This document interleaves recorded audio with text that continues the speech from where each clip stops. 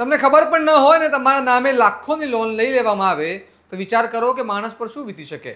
અને સૌથી ચોંકાવનારી વાત એ કે આમ કોઈ સામાન્ય ઠગ નહીં પરંતુ ટેકનોલોજી, એઆઈ અને ડિજિટલ ડેટાનો ઉપયોગ કરતી સાયબર ફ્રોડ ગેંગે કરી રહી છે। અમદાવાદમાંથી સામે આવેલો કેસ હવે બતાવી રહ્યો છે કે કેવી રીતે સાયબર ગુનેગાર માત્ર તમારો આધાર નંબર, મોબાઈલ નંબર અને ઓનલાઈન માહિતીના આધારે તમારા નામે લોન લઈ શકે છે અને પછી જ્યારે બેંકને નોટિસ આવે ત્યારે વ્યક્તિને ખબર પડે કે તેના નામે કરોડોની છેતરપિંડી થઈ ગઈ છે। આવો વિગતે વાત કરીએ સમગ્ર મામલા વિશે આ અહેવાલમાં। નમસ્કાર, હું ચિરાગ વર્ષાબેન, આપ જોઈ રહ્યા છો સ્વમાન। અમદાવાદ સાયબર ક્રાઇમ બ્રાન્ચે એઆઈ ટેકનોલોજી અને ડિજિટલ ડેટાનો ઉપયોગ કરીને લોકોને લોન અને બેન્કિંગ ફ્રોડનો ભોગ બનાવતી એક આંતરરાજ્ય ગેંગનો પર્દાફાશ કર્યો છે। પોલીસે આસામ અને ઉત્તર પ્રદેશમાંથી 3 આરોપીઓ કૃષ્ણા પ્રજાપતિ, કાશીમુદ્દીન અલી અને રબ્બુલ હુસૈનની ધરપકડ કરી મોટી સફળતા મેળવી છે। અગાઉ ઝડપાયેલા આરોપી દીપ ગુપ્તાની પૂછપરછ દરમિયાન સમગ્ર ગેંગ અને તેના નેટવર્ક વિશે ચોંકાવનારી વિગતો સામે આવી હતી। પોલીસ તપાસ મુજબ આરોપીઓ સૌથી પહેલા લોકોના આધાર કાર્ડ નંબર, ફોટા અને મોબાઈલ નંબર જેવી મહત્વપૂર્ણ માહિતી એકત્રિત કરતા હતા। આરોપી કૃષ્ણા પ્રજાપતિ આ ડેટા આસામના કેટલાક લોકો પાસેથી મેળવતો હતો અને પછી તે માહિતી દીપ ગુપ્તાને મોકલવામાં આવતી હતી। તેના બદલામાં કમિશન પણ મળતું હતું। આ ગેંગની મોડસ ઓપરેન્ડી એટલે કે એમઓ ખૂબ જ ખતરનાક અને ટેકનિકલ હતી। આરોપી રબ્બુલ હુસૈન અને તેનો સાગરીત અલગ અલગ વેબસાઇટ પરથી લોકોના નામના આધારે જીએસટી નંબર અને પાન કાર્ડની માહિતી શોધી કાઢતા હતા। ત્યારબાદ પાન કાર્ડના આધારે સિવિલ રિપોર્ટ ચેક કરીને લોકોના મોબાઈલ નંબર મેળવવામાં આવતા હતા અને પછી ટેલિગ્રામ બોર્ડ તથા સોશિયલ મીડિયા પ્લેટફોર્મનો ઉપયોગ કરીને આધાર કાર્ડની વિગતો અને ફોટા મેળવવામાં આવતા હતા। સૌથી ચોંકાવનારી બાબત એ છે કે આ ગેંગ લોકોના આધાર કાર્ડ સાથે જોડાયેલા મોબાઈલ નંબર બદલી નાખતી હતી। એટલે કે એકવાર મોબાઈલ નંબર બદલાઈ જાય પછી ઓટીપી અને બેન્કિંગ કંટ્રોલ સીધા ગઠિયાઓના હાથમાં આવી જતા। ત્યારબાદ નવા સિમ કાર્ડ એક્ટિવ કરીને આરોપીઓ અલગ અલગ બેંક એકાઉન્ટ ખોલાવતા અને પછી લોકોના નામે ઓનલાઈન લોન લઈ કરોડો રૂપિયાની છેતરપિંડી આચરતા હતા। તપાસમાં વધુ ખુલાસો થયો છે કે લોનથી મળેલી રકમ આરોપી કાશીમુદ્દીન અલીના બેંક એકાઉન્ટમાં ટ્રાન્સફર કરવામાં આવતી હતી અને પછી આખી ગેંગ વચ્ચે કમિશન વેચવામાં આવતું હતું। પોલીસે જણાવ્યું કે આ ગેંગ દેશના અલગ અલગ રાજ્યોમાં સક્રિય હતી અને હવે અન્ય લોકો તથા ડિજિટલ નેટવર્ક સુધી પહોંચવા માટે તપાસનો વ્યાપ વધુ વધારવામાં આવી રહ્યો છે। આ સમગ્ર મામલો હવે માત્ર એક ફ્રોડનો કેસ નથી રહ્યો પરંતુ તે એક દર્શાવે છે કે આજના ડિજિટલ યુગમાં તમારી વ્યક્તિગત માહિતી કેટલી જોખમમાં છે। કારણ કે માત્ર એક મોબાઈલ નંબર બદલવાથી કોઈ તમારા નામે બેંક એકાઉન્ટ ખોલાવી શકે, લોન લઈ શકે અને તમને ખબર પણ ના પડે। સાંભળો આ સમગ્ર મામલે ડીસીપી લવિના સિન્હા શું કહી રહ્યા છે। જે આધારમાં ઓટીપી વગર Aadhaar number registered mobile number change કરીને ફ્રોડ કરવાની જે કેસ સાયબર ક્રાઇમ અમદાવાદમાં દાખલ થયો હતો એમાં આપણે વધુ 3 આરોપીની ધરપકડ કરી છે। એમાં એક આરોપી છે કૃષ્ણ પ્રજાપતિ કરીને જે 22 વર્ષનો છે અને ખુશીનગર યુપીથી પકડ્યા છે।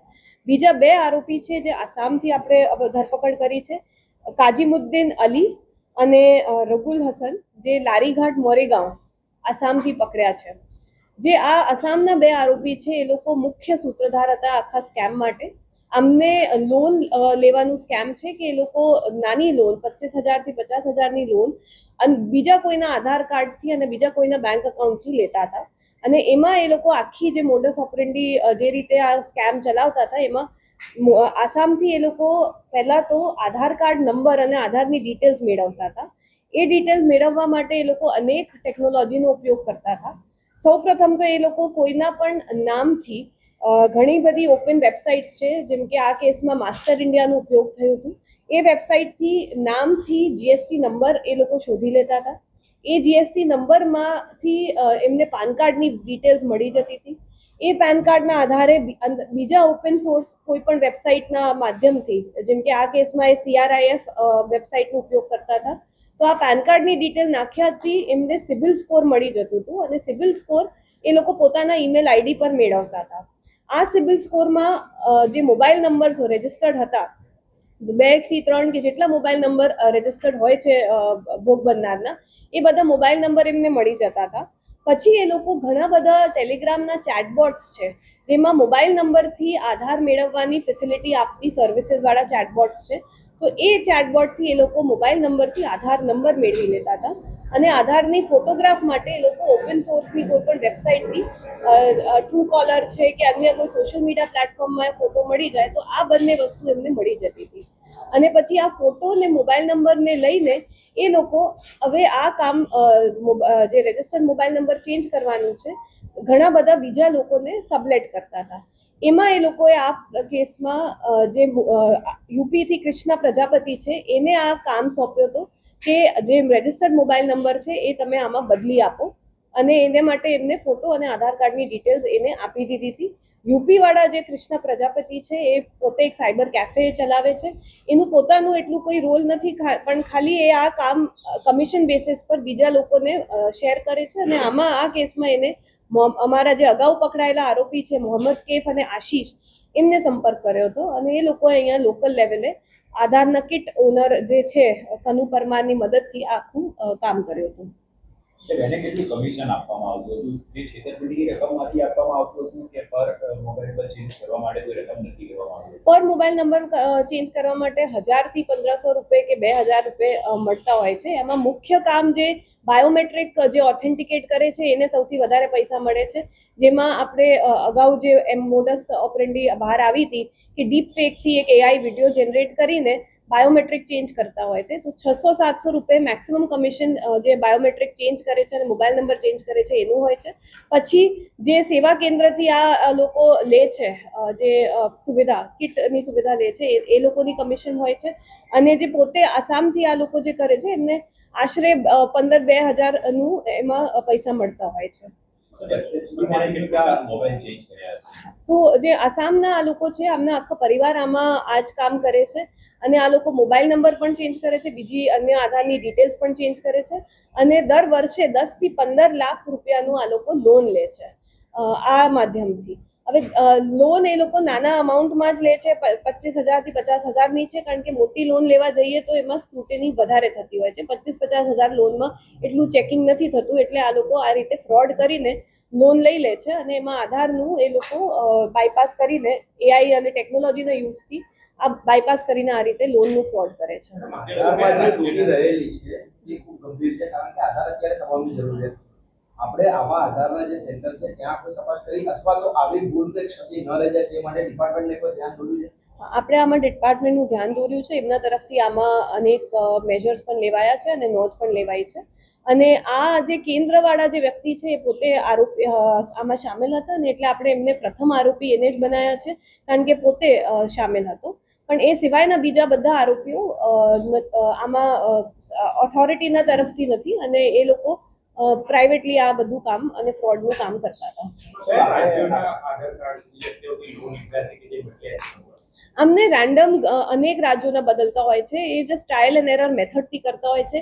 કોઈ પણ નામનું સર્ચ કરીને, જેમ મેં કીધું કે આ ટેકનોલોજીના જે અલગ અલગ પ્લેટફોર્મ્સ છે, જે આપણે ઓનલાઈન પ્લેટફોર્મનો ઉપયોગ કરીને એ લોકો જેટલી માહિતી મેળવી શકે છે એ લઈ લે છે અને પછી એ ટ્રાય કરે છે એ માહિતીથી ફ્રોડ કરવાનું. સાહેબ, આપણા ધ્યાનમાં આખો મામલો કેવી રીતે આવ્યો? કારણ કે અગાઉ પણ આપણે આરોપીઓ પકડ્યા. આપણે સૌ પ્રથમ એક ફરિયાદી આવ્યા હતા જેમને કીધું હતું કે એમનું જે બિઝનેસ છે અને બિઝનેસ ઓટીપી એનેબલ્ડ આધાર એનેબલ્ડ પેમેન્ટ સિસ્ટમ તરફથી થતું હોય છે. એમને ડેલીના ઓટીપી આવતા જ હોય છે ટ્રાન્ઝેક્શનના. એમને 2 દિવસથી કોઈ ઓટીપી એમના મોબાઈલ નંબર પર આવ્યું નહોતું, એટલે એમને શંકા ગઈ કે આમાં કંઈક તો ફ્રોડ થઈ રહ્યું છે, એમનું ફોન હેક થયું છે કે આધારનું ઇસ્યુ છે. એટલે એ આપણી પાસે ફરિયાદી તરીકે આવ્યા હતા. જ્યારે અમે તપાસ કરી ત્યારે એવું નીકળ્યું હતું કે એમનું રજિસ્ટર્ડ મોબાઈલ નંબર આધારના આનંદમાં જે કિટ ઓનર છે એના માધ્યમથી આ આધાર રજિસ્ટર્ડ મોબાઈલ નંબર જ ચેન્જ થઈ ગયું હતું. એટલે ઓટીપી તમામ નવા નંબર પર જતા હતા અને એટલે આ વિક્ટિમને ફરિયાદીને કોઈ ઓટીપી ચેન્જની પણ જાણ નહોતી, આધાર નંબર ચેન્જની પણ જાણ નહોતી અને ઓટીપી એમને મળતા નહોતા. અને પછી આમાં વધુ તપાસ કરતા અમને ખ્યાલ પડ્યું કે પહેલા તો એમને રજિસ્ટર્ડ મોબાઈલ નંબર ચેન્જ કર્યું હતું, એના પછી એમને બાયોમેટ્રિક ચેન્જ કરી. બાયોમેટ્રિક ચેન્જ કરવા માટે જે ફોટો ઓનલાઈન અવેલેબલ હતી એ ફોટોથી એમને જેમિનાઈ જેવા આર્ટિફિશિયલ ઇન્ટેલિજન્સના ટૂલના ઉપયોગથી બ્લિંકિંગ વિડીયો બનાવ્યું હતું, તાકી એ બાયોમેટ્રિક વિડીયો ઓથેન્ટિકેશન થઈ શકે.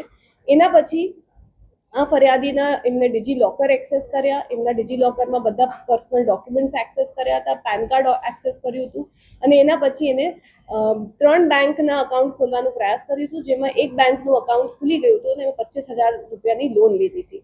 તો આ સમગ્ર મામલે આપણે પ્રથમ એફઆઈઆર દાખલ થઈ હતી અને એમાં અગાઉ 4 આરોપી પકડાયા હતા અને હવે વધુ 3 આરોપી અમે ધરપકડ કર્યા છે. કુલ 7 આરોપીની અત્યાર સુધીમાં અરેસ્ટ કરી છે.